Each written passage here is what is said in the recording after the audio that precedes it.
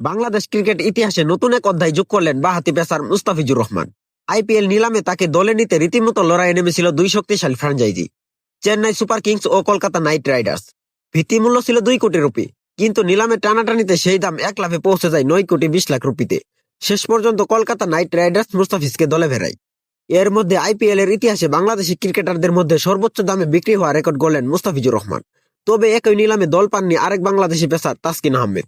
বাংলাদেশি ক্রিকেটারদের মধ্যে আলোচনায় কেন্দ্রবিন্দু ছিলেন মুস্তাফিজুর রহমান। বাঁহাতি এই ডেথ ওভার স্পেশালিস্টকে পেতে চেন্নাই ও কলকাতার লড়াই ছিল চোখে পড়ার মতো। অন্যদিকে অস্ট্রেলিয়ান অলরাউন্ডার ক্যামেরুন গ্রিনের ভিত্তিমূল্য ছিল 2 কোটি রুপি। তাকে কিনতে আগ্রহ দেখায় কলকাতা, রাজস্থান ও চেন্নাই।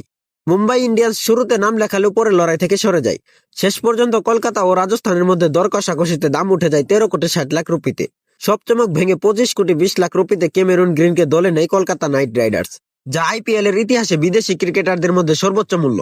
এর আগে 2024 সালে মেগা নিলামে মিচাল স্টারকে 24 কোটি 75 লাখ রুপিতে কিনে রেকর্ড করেছিলেন কলকাতা। লঙ্কান পেসার পাথি রানাকে কিনতে লড়াই হয় দিল্লি ও লখনৌয়ের মধ্যে। লখনৌ 16 কোটিতে থেমে গেলে মাঠে নামে কলকাতা। শেষ পর্যন্ত 18 কোটি রুপিতে পাথি রানাকে দলে ফেরায় কেকেআর। এছাড়াও ভারতীয় লেগ স্পিনার রবিকে 7 কোটি 20 লাখ রুপিতে কিনেছে রাজস্থান, আর লখনৌ দলে নিয়েছে হাসারাঙ্গাকে 2 কোটি রুপিতে। সব মিলিয়ে এবারের আইপিএল নিলাম ছিল রেকর্ড চমক আর ইতিহাসে ভরা, যেখানে বাংলাদেশের মুখ উজ্জ্বল করেছেন বাংলাদেশের কাটার মাস্টার মুস্তাফিজুর রহমান।